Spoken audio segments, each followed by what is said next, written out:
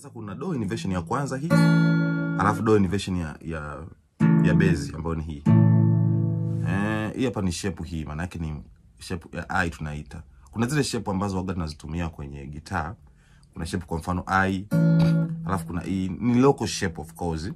Ni kama shape za kiroko ambazo waga napenda kuzitumia ninapokuwa nafanya guitar. Kwa hiyo kuna I, alafu kuna V, alafu tunahitaja M. Hizo tatu ndizo ambazo maarufu sana ambazo zinatusaidia kufanya transition ya gitaa lote. Kwa maana unaweza kupiga hapa, ukaenda pale, ukamaliza pale. Kwa maana yake unapiga shape ya I, unaenda shape ya V, unaenda shape ya V ya mbele yake, unapiga shape ya I ya M, unapiga tena I, unapiga V, unapiga M, unapiga I. Kwa hiyo inakuwa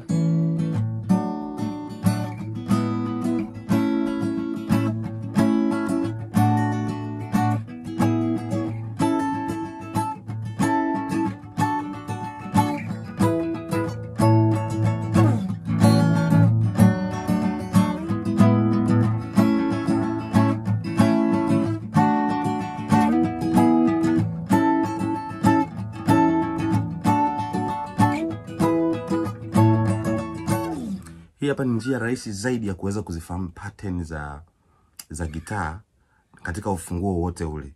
Kwa sababu kwa mfano hii hapa ni A major. Inaweza ikawa hii ambayo ni A sharp kwa mfano. Napo pattern inaenda vile vile.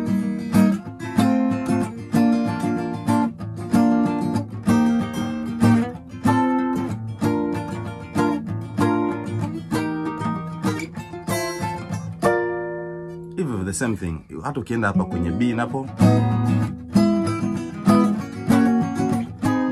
Sorry.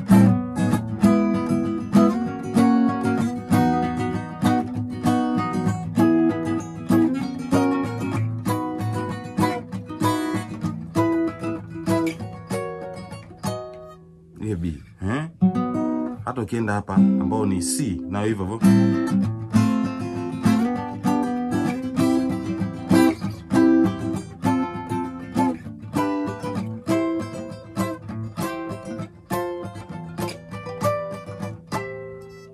Hapa vilikuwa ni C. Unaweza kaenda hapa ambapo napo ni D. Hii hapa ni D. Ambapo ni hii hapa. I mean this is C, this is C sharp. Na hii ni D ambapo ni hii hapa. Sasa kitakacho kusaidia, kitakachofanyika hapa, maana yake utakapofika hadi mwishoni, funguo zote mpaka mwishoni, unaweza ukaanza kurudi kinyume na hizo pattern. Kwa mfano let's say unapiga ufunguo huu hapa, ambao ni huu, ambao ni D, hii hapa. This is D, ambao hii hapa, ambao ni hii hapa. Kwa unaweza kupiga unaona, kwa sehemu yote ambayo unaanza na hii nini, nasema sehemu yote ambayo unaanza na aka kamshiko ka I, kitakachofuata ni V, itakayofuata ni V ya mbele zaidi. Kwa maana ya kwamba I namba 1, namba 4 yake itakuwa ni V, na namba 5 yake itakuwa ni V ya mbele yake. Sehemu yote ambayo utaanza na mshiko wa M hapa, kitakachofuata ni I, na kitakachofuata zaidi ni I ambao umeruka chumba kimoja. Na sehemu yote ambayo utaanza na mshiko V, kwa mfano let's start with V. Hii hapa V. Kitakachofuata hapa ni M, na kitakachofuata ni M ya mbele yake. Kwa hizi ndizo pattern za msingi ambazo huwa tunazitumia wakati tunacheza gitaa. Na hizi ndizo ambazo tunasema kwamba ni basic pattern ambazo zinatumika wakati wa kufanya gitaa la solo. Imagine kwamba kupitia hii pattern unaweza ukacheza solo nyingi sana kupitia hizi pattern. Kwa mfano hapa. Yaani solo nyingi sana zinazaliwa kwenye hizi pattern. Haya, kwa mfano kwenye M, aina gani ya solo inaweza kuzaliwa hapa kwenye M?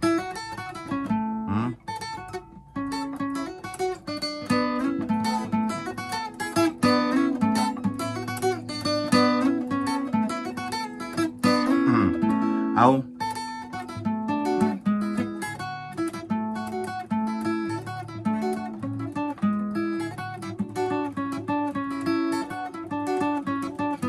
mfano hii solo inazaliwa hapa kwenye pattern hii ya M, ambayo ina hii alafu na hii, au inaweza ikawa na hii alafu na hii. Kwa hiyo M alafu I alafu V.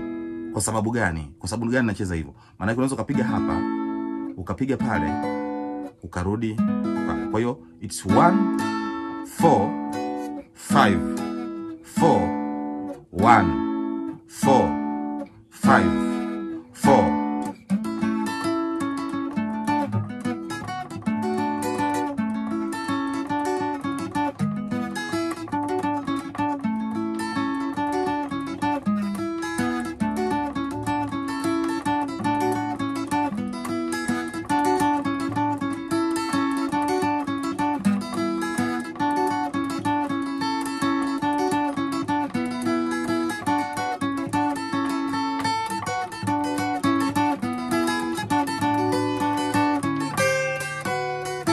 Angalia hapa. Sasa hii ni hapo ni 1. This is 4. This is flat 5.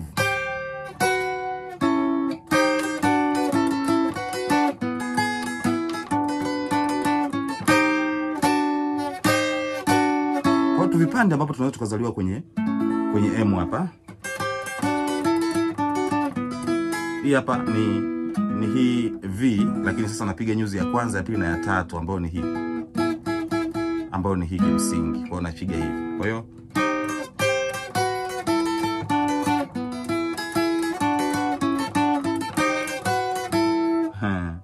ngoja tangu nimelegea kidogo.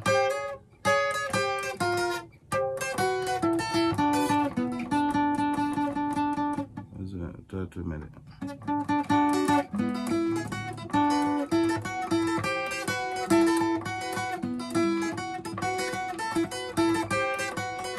hapa nachapa nyuzi mbili,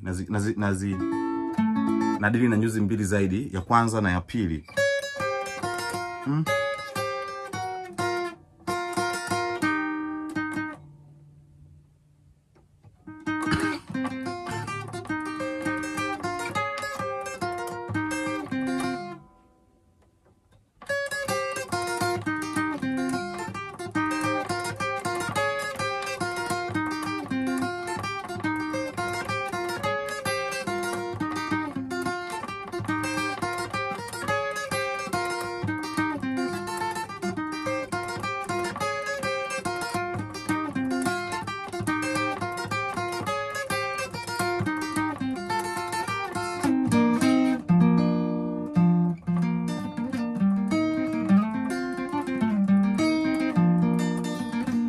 Sasa hizi tunaita ni rhythm ambazo ni solo oriented rhythm.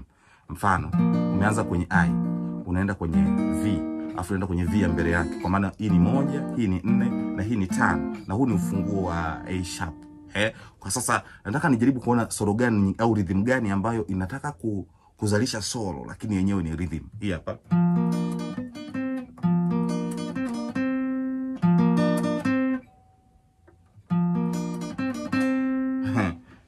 Angalia navyo strum, navyo pick.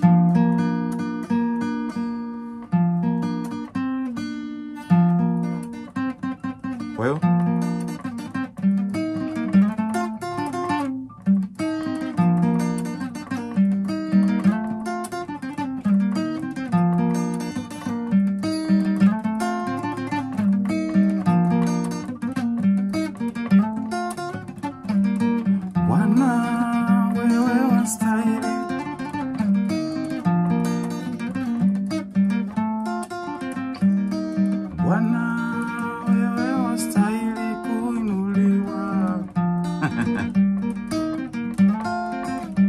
ni rhythm, lakini ni rhythm ambayo ukikaa kidogo tu inabadilika inakuwa solo. Angalia.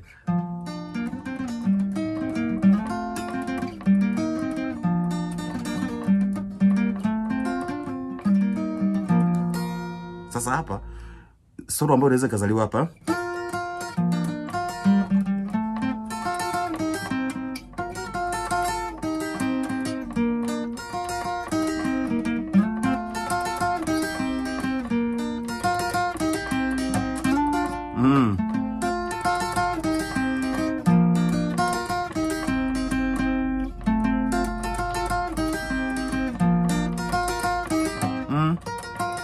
Angalia ni hii kwa pale kwenye pentatonic yako. Unaona? Shape ni hii, I. Lakini naongeza pentatonic yako. Kwa hiyo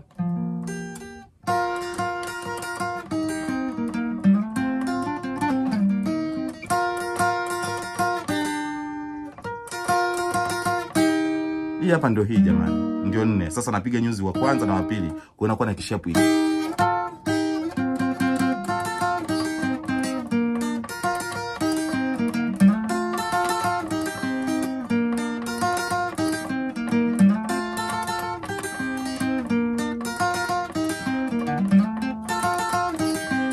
Hizi ni solo ambazo zinazaliwa kutoka kwenye hizi pattern tofauti tofauti.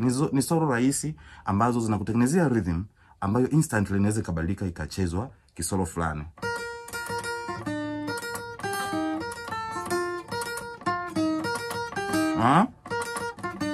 Angalia.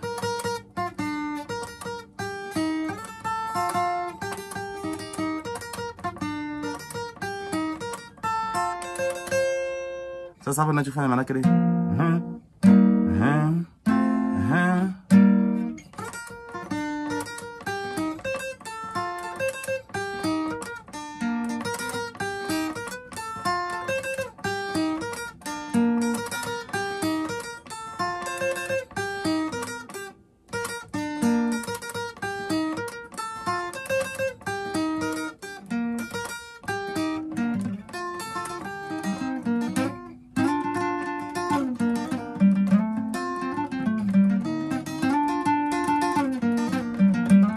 hapa napiga uzi wa kwanza na wa pili. Napiga ambao ni hii. Mtu ni sana angepiga rhythm ya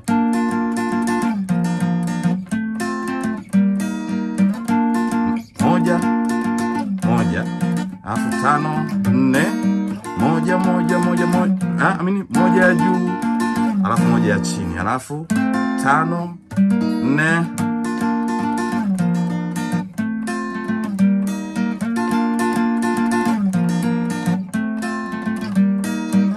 Yani ni rhythm ambayo ukibadilisha kidogo tu inachepuka, inaanza kukulia kama solo. Sasa ninachokifanya napunguza idadi ya nyuzi ambazo nazipiga, afu nakuwa nazipiki nyuzi chache, ndio inakuwa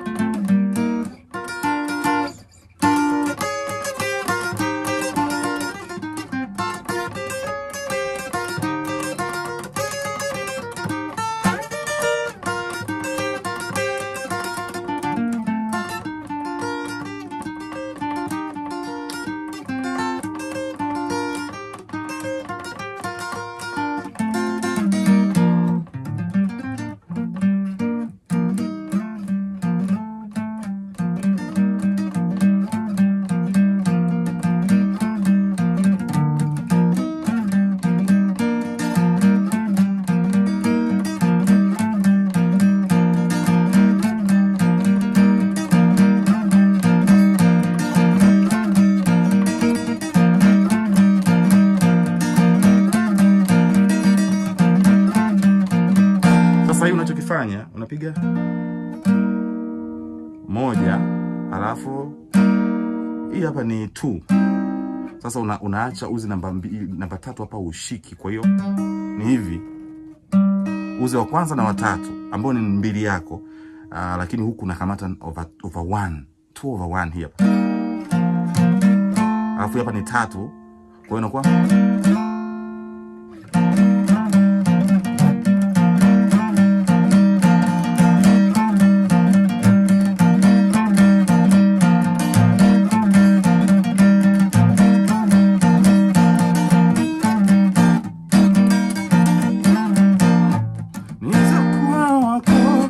sitatoka kwako, nitakaa nyumbani mwako, nitakuwa wako, sitatoka kwako, nitakaa nyumbani mwako.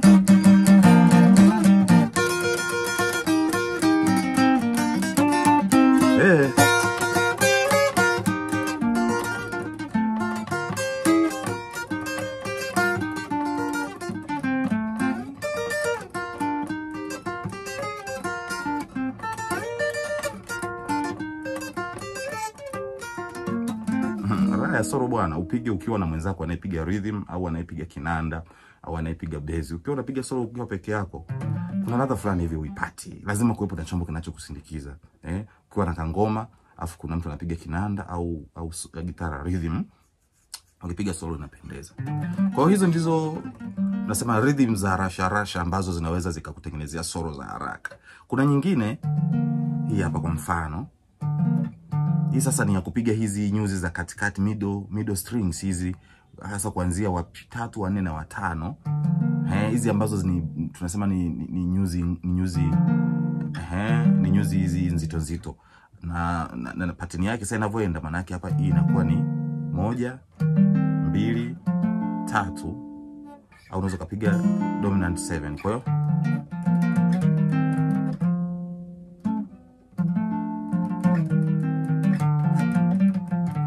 Kwa hiyo shape yake ni hii, alafu ile, alafu unaweza kaja kumaliza na hii hapa ni 7. Of course hii ni diminished chord ambayo ni 7. Okay.